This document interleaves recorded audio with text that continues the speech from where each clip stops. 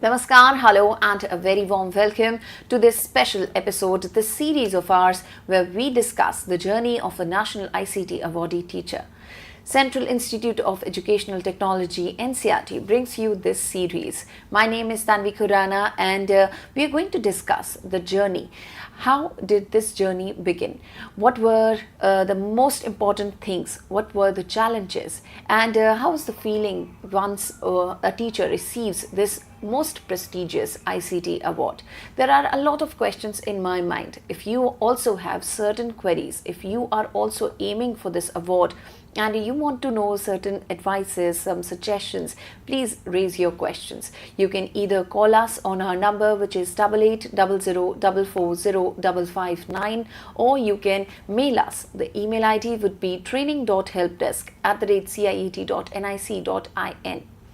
And here there are multiple methods through which you can connect with us. You can be a participant in this program. One other medium is our YouTube channel, that is NCERT Official. This is our YouTube channel. In the live chat box, raise your questions, ask whatever you want to regarding this journey, and we have an expert. She'll be more than happy to answer all your doubts, all your queries. So let me please introduce you to our guest for today, and she is Ms. Himani Asija. Ma'am, a very warm welcome. Thank you NCRT CIT for giving an honor over here, inviting me here. Thank you. Thank you, ma'am. The pleasure is all ours. Ma'am is the principal of Ambience Public School, Safdarjung Enclave, New Delhi. And she has received certain awards, so I would like to mention here that ma'am has received the Outstanding Principal Award from Advanced for Scientific Research and Society for the year 2022. She has also received the Principal of the year 2023, that is this year, for extraordinary contribution to education sector by Universal Mentor Association. She has received Fab Teacher Award 2023 by Pratham, and she has also received Education Leader of the Year Award in Curriculum and Teaching Innovation and Professional Development and Mentoring by Education World. So congratulations on all these achievements, ma'am, and I'm sure the students, they are going to learn a lot of the things from you in this particular program. So before we begin this journey, this interaction, I have an announcement for all our viewers. We are extremely proud of the fact that India assumed G20 presidency and would convene the G20 Leaders Summit for the first time in the country this year, that is 2023. A nation deeply committed to democracy and multilateralism, India's G20 presidency would be a watershed moment in her history, as it seeks to play an important role by finding global pragmatic solutions for the well-being of all, and in doing so manifest its true spirit of Vasudhaiva Kutumbakam, or should I say, the world is one family.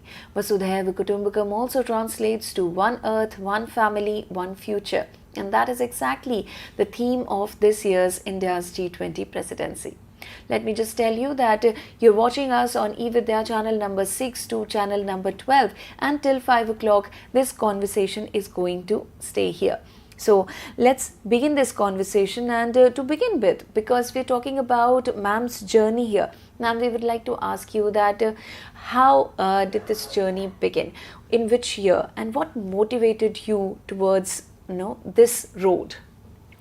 So thank you, Tanvi. My journey as an ICT awardee, I would not say it ever began with a wish to get an award. Probably the time when I began my teaching profession, ICT awards were nowhere into picture, and people of my age group are not digital natives. We are all digital migrants. We just catch hold of what we get and we imbibe things in ourselves. So it came with me as well. Somewhere around 2003, I can recall probably the first PPT I ever made, and this was for a teachers conference in my then school, and when it was applauded by the teachers over there who came as trainees, and my then principal, late Mr. Vinay Kumar, he appreciated my presentation.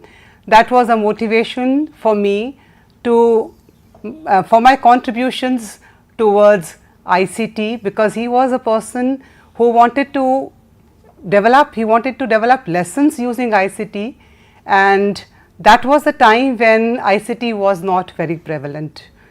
So that year in 2003, the first PPT when I made for my lessons, for my mathematics lessons, it actually began with innovations to be brought up in my subject for my students and for my teacher community. So nowhere was award or ICT into picture anywhere.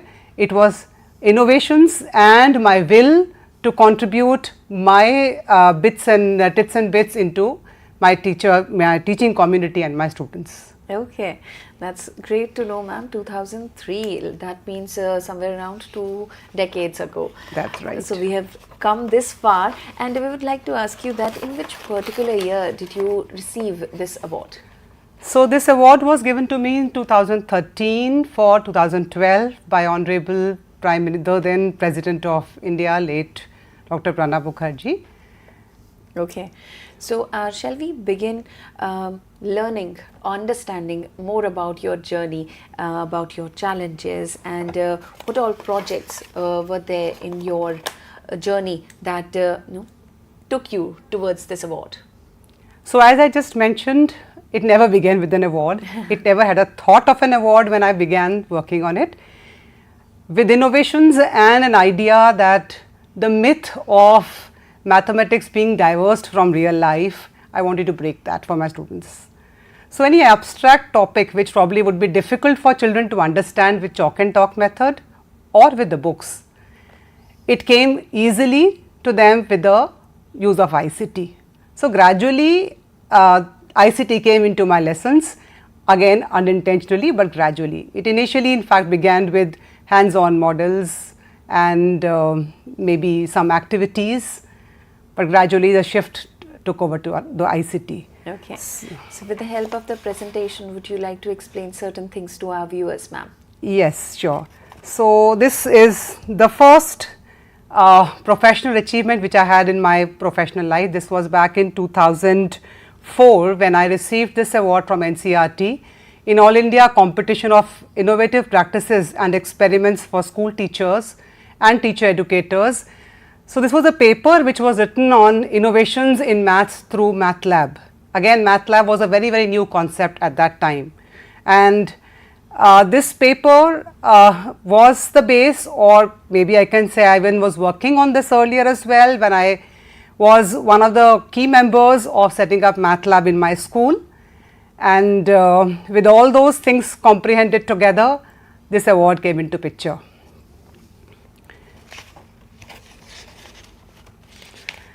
Further, the next achievement which came in around 2008 and 8 to 10, around for 18 months,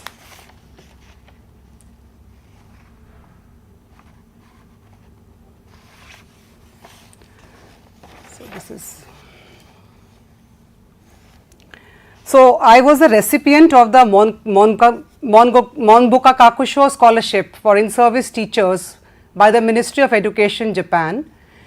I was there as a research student at Osaka Kyoito University, Osaka, Japan for a period of 18 months. It was from 2006 to 2008 for 18 months in my research subject as mathematics education.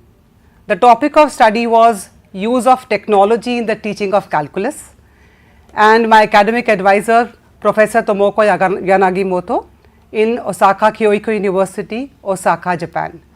So this, I would believe, it was the first step which took me formally into ICT in education.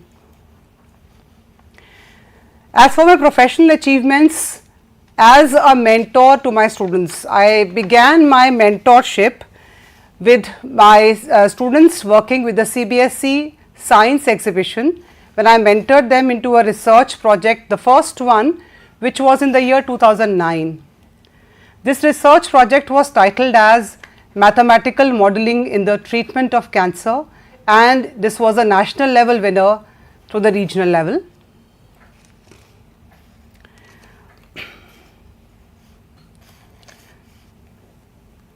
Further ahead, further ahead, this project was taken by Microsoft India for the Innovative Teachers Leadership Award at the national level in 2010, when I represented India in the international level competition as Worldwide Innovative Educators Forum at Cape Town, South Africa in 2010.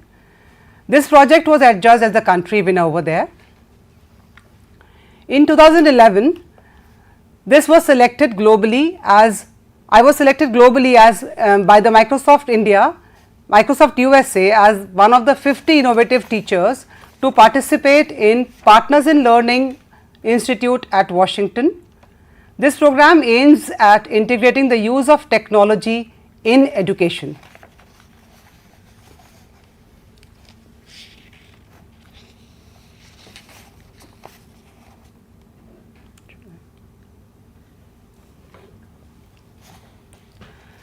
So these two achievements were enough for giving me motivation for me to pursue my journey in use of technology in education. So while back to my country, I took up a project. It's not working.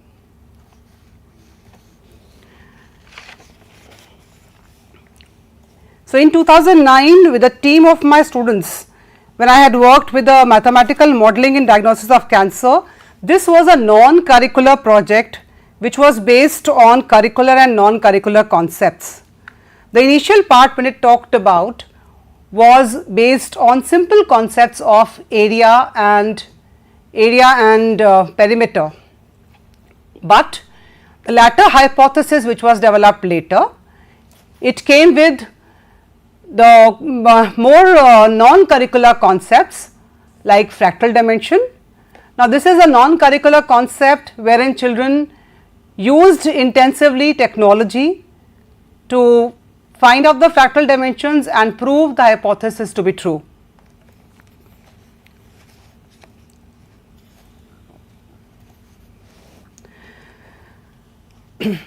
So this project, when it was taken by Microsoft to represent in Cape Town as a country winner. So when I was back to my country, the next project in 2010 which came up, this was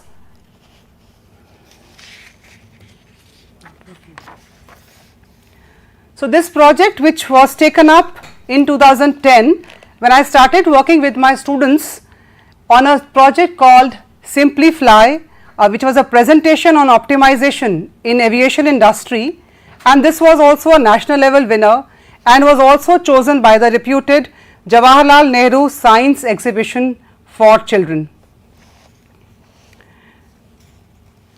In 2011, I took up the research project titled Fractal Horizons, the future use of fractals as new frontiers of science and mathematics.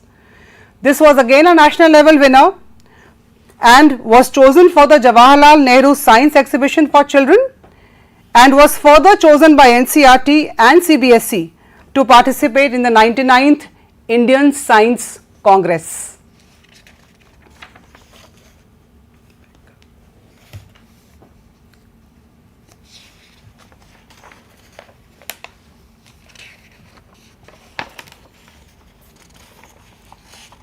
Okay, so there's a lot that we should know about ma'am's achievements, and she has received a lot of awards which definitely are so important for this journey. So once you begin this journey, like ma'am said that she never aimed for this award, but then she worked hard, and it was her will, it was her hard work, it was her efforts that made her win this ICT award. So if any one of you that you would like to win this award, you're planning to, you're working towards this direction, and you have any queries, any questions, you can simply write it down in the live chat box of our YouTube channel, that is NCERT Official, and ma'am would love to answer all your doubts. I also have a lot of queries in my head while she's explaining certain things. So if time permits, I'm definitely going to clarify my doubts towards the end of this program. So let's continue. Ma'am, would you like to continue from where you left? Thank you. So with these projects, which were I would say blockbusters when 3 of them were national level winners in India. They represented in the Indian Science Congress as well, as I shared. Further ahead came some invited talks at various conferences like NIME, RFIME, TIME and the National Mathematics Meet at the NCRT. And all these topics were based on use of technology in mathematics or mathematical modeling or project based learning using ICT, how to incorporate project based learning using ICT. Then came the contribution to my teaching community. One big I would say a landmark which came was as I served as an ideator for the CBSE international curriculum for the grade 6 to 8, wherein I headed that team of grade 6 to 8 to prepare lessons and the curriculum, and my focal area again was using ICT preparing those lessons. Further, the contribution to the community came with as a resource person in various in-service teacher training programs which were hosted by CBSE, NCRT, SCRT and Delhi Public School Society for training the teachers of primary, middle, senior secondary classes on the use of technology in teaching of mathematics. A couple of research projects which were undertaken, which I have listed down a couple of them, as one of them I have already shared with you: mathematical modeling and diagnosis of cancer cells, Simplify an optimization model in aviation industry, Fractal Horizons, the future use of fractals in science and technology, and some investigatory projects like aviation safety, earthquake mechanics. Now, in all these projects, the major area was non-curricular concepts of mathematics. We did not use broadly those the topics which are in the curriculum, but the topics chosen or the concepts used were non-curricular concepts. So, it gave a wider perspective to children as to where is maths used in real life. These were all research based projects or investigatory projects where children had to, in research based projects, the students had to have hypothesis framed wherein they proved the hypothesis. So, it is an year long project. Each project would take almost a year to perform and to be in a final shape. Further ahead, some projects on digital lessons were also taken, wherein some abstract concepts on mathematics, how can they be simplified by using ICT. They like functions, I took up a project wherein some non-mathematical approach to functions was taken over. The role of technology in teaching of calculus, this came back from the project which was done as a research project in Japan. Learning calculus, a student's approach, it is again using technology, some freeware like GeoGebra or some Excel and even Geometer's Sketchpad. These were used to explain or to simplify the concepts of calculus. Developing a math toolkit wherein bits and pieces of some available freewares were used to develop a math toolkit by using ICT. Then some activities for formative assessment in the middle school mathematics, these were incorporated in the CBSE international curriculum and they were broadly, all the activities broadly used ICT in their lessons.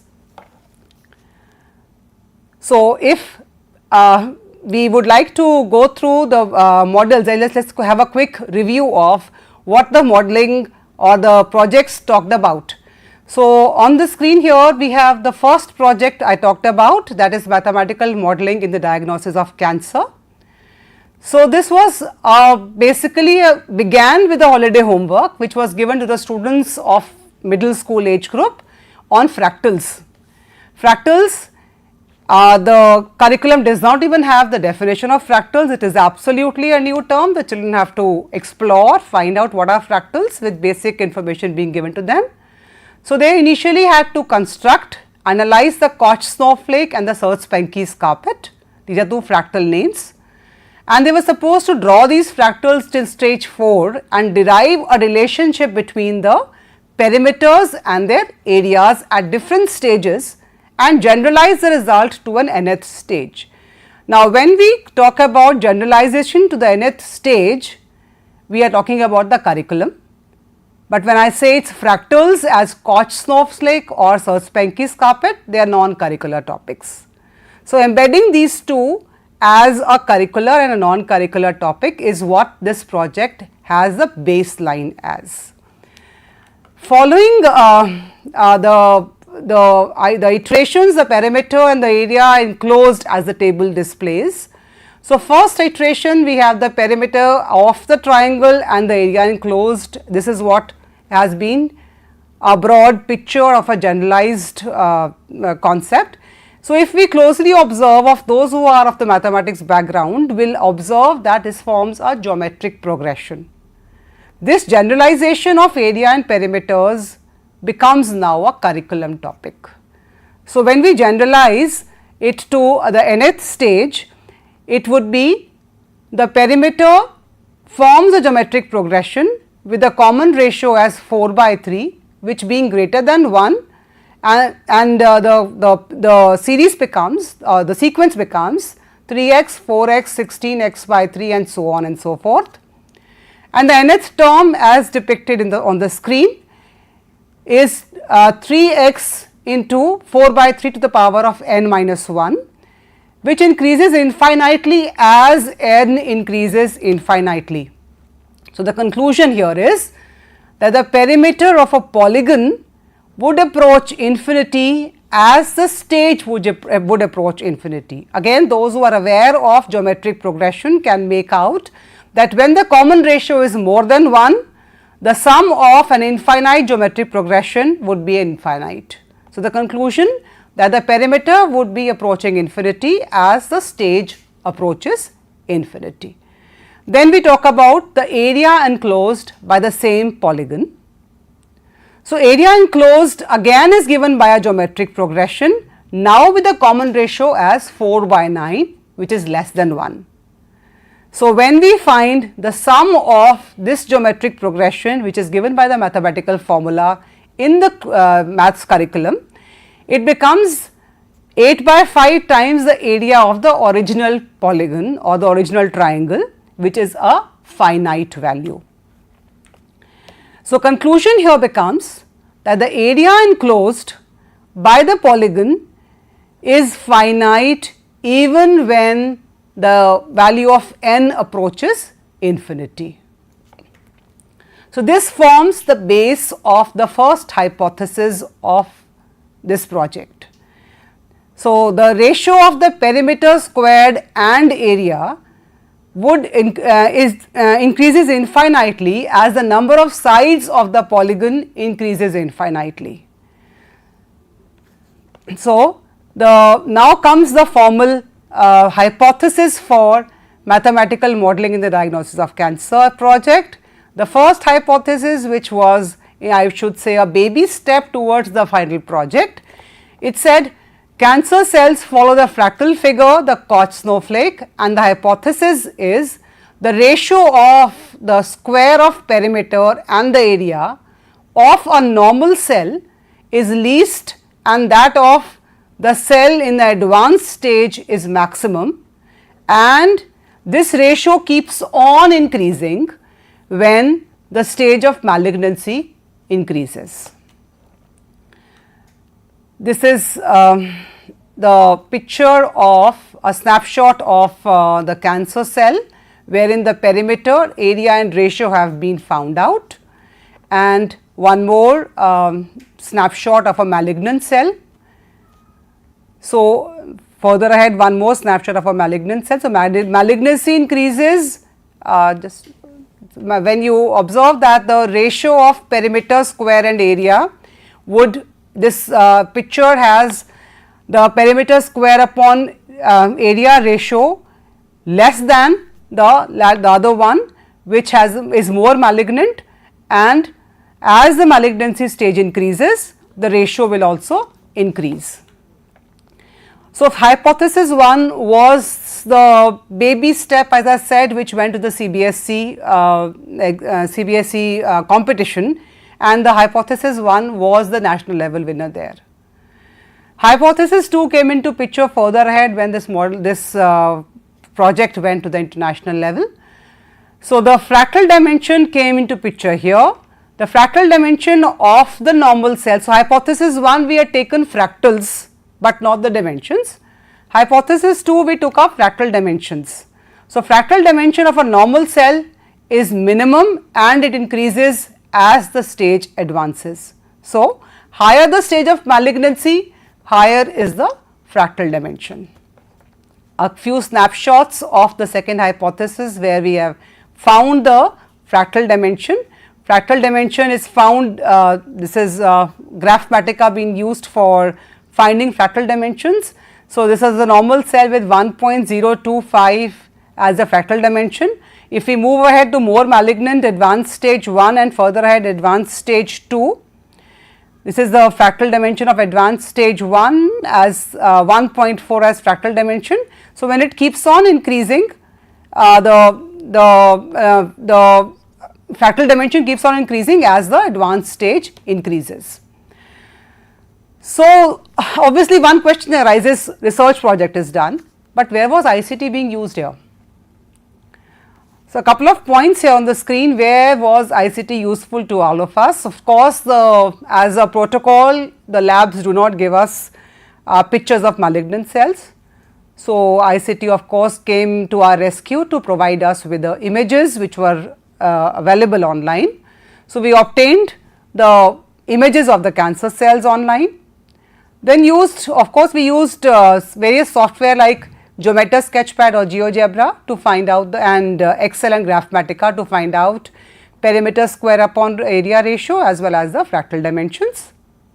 The literature of fractals, as I said, fractals is not a curricular topic. So, in the non-curricular topic we have to obtain the literature. Various wide resources were available on the internet. We obtained the literature of fractals on the internet. And last but not the least, which was very important, was collaboration with the mathematics experts and the psychologists. So, the students collaborated with cytologists and the mathematics experts when they worked on this presentation. A little bit of feedback which is shared with you. This is one feedback shared by the then professor at Japan. This is Professor Tomoko Yanagimoto. On the right hand side is Japanese and the left hand side is the English version of that.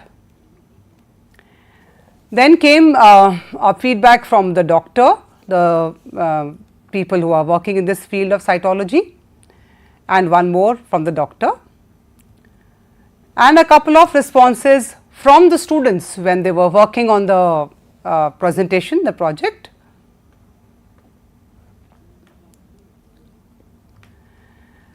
And things did not end here. This was a research project done by children, but was even taken up by artists, the children who are good in art, who are inclined towards more of art, maybe less of science then. So, the result, this project after the presentation was done, these all results were hypothesized for cancer cells, were also used for paper snowflakes. So, we wanted to verify, are these results actually valid on paper snowflakes, because we began with fractal snowflakes and Koch snowflake and the Sir Spanky's carpet. So, this was a beautiful extension of mathematics and art after that. So, this is one snapshot wherein you can see some snowflakes being cut with the paper cuttings and the ratios of perimeter, square and area being found. So, more the cuts, of course, the ratio would increase.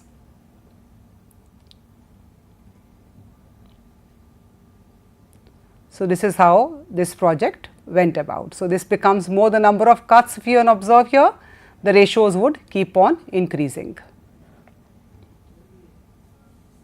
This is very artistic, ma'am.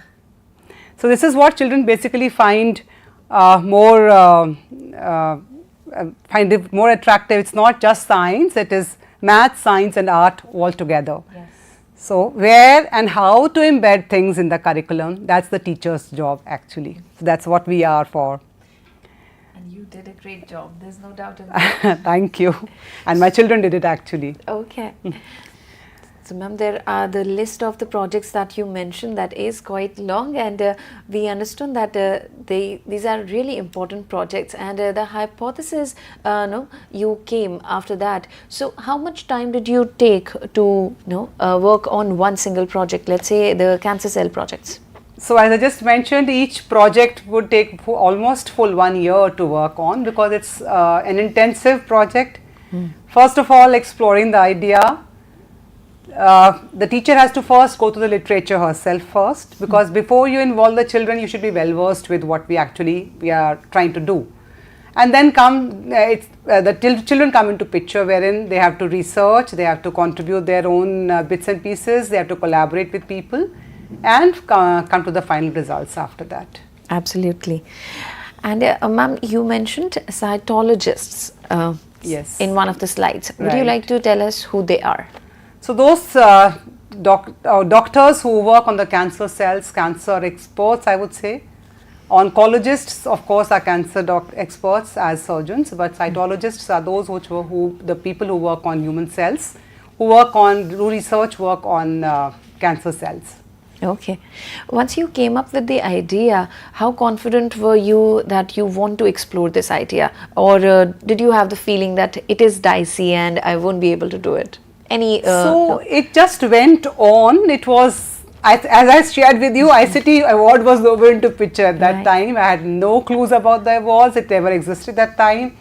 So, it was just a motivation for me to work for my children and breaking those myths and barriers of saying mathematics is in the classroom, it cannot be learned outside or anywhere else. Right. And you said in 2003 when a math lab was introduced, it was very new. So, do you think that helped? In case of ICT, it was an ongoing process, I would say. It was not a one-day job, or it was not that I developed Maths Lab or I was a part and parcel of Maths Lab for ICT. No. It was developing models, activities and the passion which I had for my subject that paved me the way, and it went on by itself. I believe a person should have the will to work, and the path is there for you to go ahead. That is and it's always rewarding. Yes, that's a great advice, and I'm sure all the students, they are going to stick to this advice and they're going to work hard for sure. So, ma'am, any other project whose details you would like to share? So, as we talked about the second project in detail, we can talk about that as well. Sure. So, this was Fractal Horizons, the future use of fractals as new frontiers of science and mathematics. So, this came after the prior one, and in fact one more in between in 2010, Simplify, which was not based on fractals, it was based on aviation industry project. It was based more on the physical concepts of physics, thrust and force. So, after that in 2012, 11 this came into picture. This again went to the CBSE Science Exhibition, followed by the Jawaharlal Nehru Science Exhibition and the Indian Science Congress finally. That was the 99th Indian Science Congress it went to. So, the hypothesis made here was more the fractal nature of a coastline, more is its ability to dampen wave heights, and thus lesser are their tsunami wave heights on the coastline. So, before I start discussing about this project, I would like to share one conversation which I had at that time with my students. We were talking about stars and something to be done, a project to be done on maybe astronomy. And we talked about fractals there also in the sky, then came down to the coastlines after that. So it was a very vague initial discussion which I had with my students, and we had no idea whether coastlines would actually be, the fractal nature would actually contribute to the tsunami nature or not, but we just thought let's work out the fractal nature of the coastlines. So we took up a few places and we studied the 2004 tsunami. So various coastlines were hit by the same wavelets originating from the epicenter, but the wave heights were different for different coastlines. So a picture here is there where epicenter is the same, that's the red one is the epicenter. So places where were almost the same distance from the epicenter, they received different wave heights at different places, different wavelet heights were there. For example, Chennai and Myanmar, they are almost at the same equal distance from the epicenter. You can, it's clearly visible from the picture also. The red star is the epicenter, and Myanmar and Chennai are almost the same distance from the epicenter. But the wave heights were much greater in Chennai than Myanmar, and we have all experienced this 2004 tsunami. I mean, of course, we haven't probably seen that, but yes, we all know about it. So then came the tsunami in 2011. So this is in Japan. A couple of areas of Japan wherein the epicenter is marked with that red circle, and there are a couple of areas on the right hand side picture, and we studied these coastlines, their fractal dimensions. So the question we had in our mind is there any relation between the fractal dimension of the coastline and its nature to dampen the waves? So again, it was a completely vague idea which we had in mind, but we wanted to work on, and we collaborated with various people here. So we took up one coastline in Japan, Miyako coastline, and found the fractal dimension of this coastline. We used three freewares here. We used GeoGebra or Sketchpad as was available, then we used Excel, and then we used Graphmatica for it. So fractal dimension here came out to be 1.24 for Miyako. Then Ofunato is the next place we studied, and after finding the fractal dimension, it came out to be 1.16 for Ofunato. So the data analysis for these two places which we got, the place Onahama is on the periphery of the red region, which was the worst hit region at that time. It would have lower wave heights than Soma, which was the worst hit region, but the wave heights are almost same for both. The fractal dimension of Onahama is 1.15 and Soma is 1.17. With a difference of 0.02, it's a small difference although, but the dimensions with this difference, it's a huge fractal nature increases exponentially in the range of 1.1 to 1.2. Now this is what fractal geometry talks about, that the increase becomes exponential increase even with a slight change or a slight difference of the fractal dimension, the value would increase, the fractal nature will drastically increase. This is what I just had shared with you, two snapshots only, but all these regions which are there on the screen, they were studied for their coastlines. We had Chennai with wave heights. This is all the data which we have got from the US Geological Survey, and the Chennai tsunami, which was in 2004 compared with Myanmar, the Chennai wave height was 4.8 and the fractal dimension is 1.03. Whereas for Myanmar, the height was 2 meters and the fractal dimension was 1.43. So analysis was very clear. Myanmar has more fractal nature, so it received waves of lesser heights as compared to Chennai. Okay, ma'am, so you picked two areas where tsunami happened. One was Chennai and Myanmar, and Right. the other was Japan. So in between, there was Andamans where tsunami happened. That was, I think, in 2007. So you chose certain places on your own, and that was That a choice, was the children's right? choice, yes. We chose because the data, we couldn't work on the entire, all the data Okay. available. Whatever we could easily get the data from, like US Geological Survey, we had a tough time getting this data also actually. So this data once was procured from the Geological Survey. We could, whatsoever was available with us, we worked on that. Absolutely. So that was your pick. Yes, it was our Okay. pick. All right. So this also seems like a very extensive project, and one can see that you've done a lot of hard work on this, and a lot of research is required in this one. True, yeah. Okay.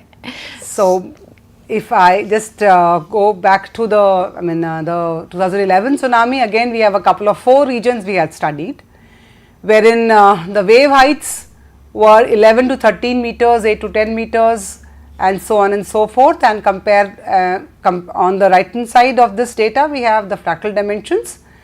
So, Miyako and Ofunato were compared now. Miyako had lesser wave heights as compared to Ofunato because of fractal dimension, and the fractal nature of Miyako therefore is more. So, in conclusion, we observed that fractal dimension of so the third set of observations of Soma and Onama. So, fractal dimension of Soma was more than Onama, therefore, accordingly the region Soma was worst hit, badly hit as compared to Onama. So, the conclusion which we could draw here, we concluded that more the fractal nature of the coastline, greater is the dampening effect on the waves, and therefore lesser are the tsunami wave heights on that coastline.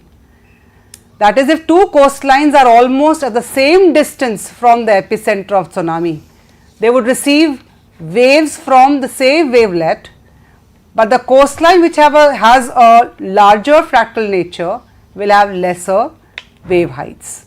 So, this was verified, the hypothesis was verified and was proved to be true. Now, the question one arises, is that the only contributing factor?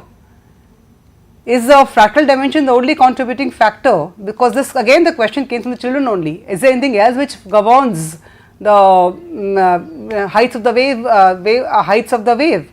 Even if the coastlines do have maybe a different fractal dimension, is there something else which works on it? So, this is where the ocean floor size came into picture, and the contribution. Now, this ocean floor size discussion came into picture with the discussion, the collaborative work which children did with the oceanography department. I will share that as well. So, this is one conversation which the students had with National Institute of Oceanography in Goa. So, this is where the role of the ocean floor came into picture. So, this is how children collaborated with experts. They of course had an intensive use of ICT apart from using softwares. They had collaborative work to be done by with the people who have expertise area in this field. This is one feedback which came from one of the experts again.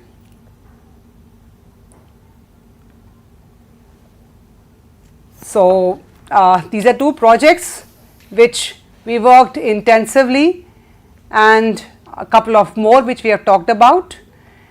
When we work on the projects, I just have a message for all the teachers probably who would be online with us or would be watching us.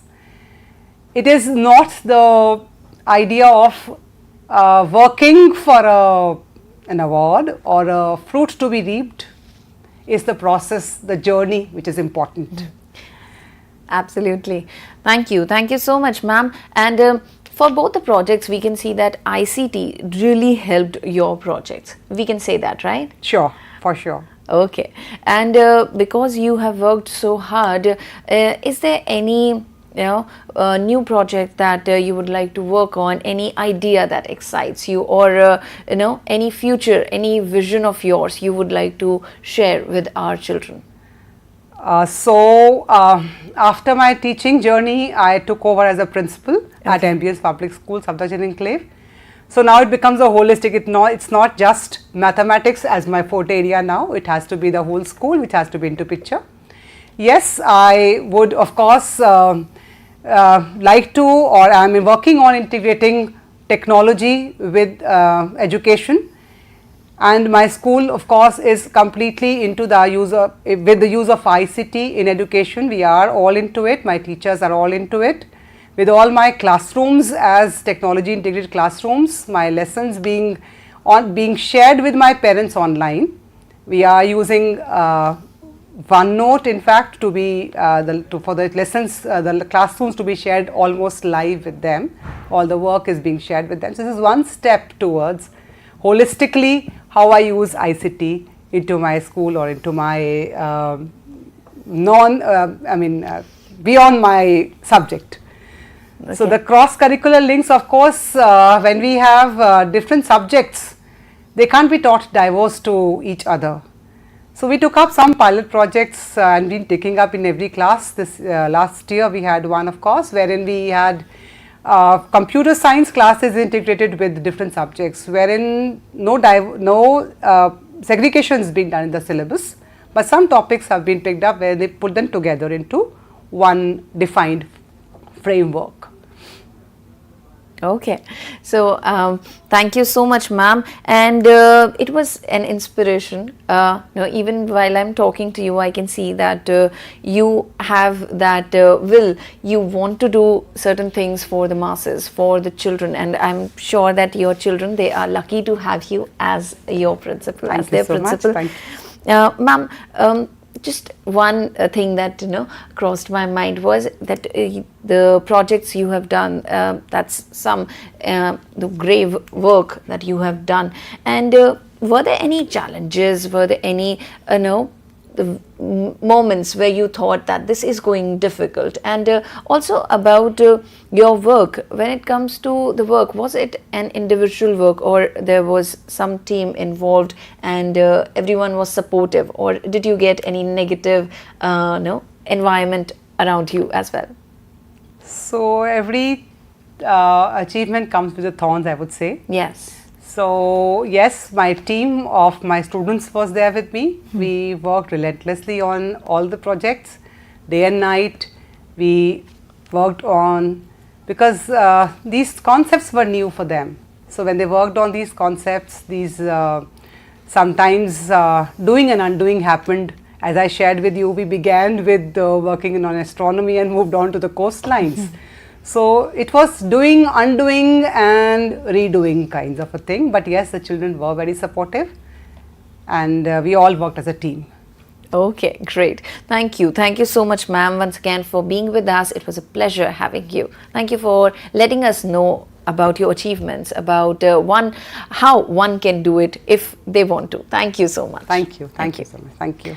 Thank you to all the viewers, to all the teachers who are here, who are watching this program. If in case you have missed watching this lecture, please watch it on NCERT Official. That is our YouTube channel. The video is there. It is going to be there in future as well. You can watch it anytime you want. All you need is an internet connection. So our upcoming next is also a very special program, that is Sahyog, Guidance for Mental Well-being of the Children. And the topic of discussion is going to be moving with trends, factors associated with mental well-being. Please watch it and keep your questions ready. So I really hope that you enjoyed this entire conversation, and ma'am tried in answering all your doubts, all your queries. So thank you so much once again, and before I leave, you can see some information being shared with you on your screens in the form of ticker. That is regarding NCERT textbooks. If you have not purchased these textbooks, please go ahead and purchase them. They are available throughout the country. Either you can simply download the PDF versions from NCERT, Diksha or ePathshala website or their mobile applications, or you can go to the website, which is ncrtbooks.ncert.gov.in, and place an order. The books will reach you at your doorstep in no time with no delivery charge.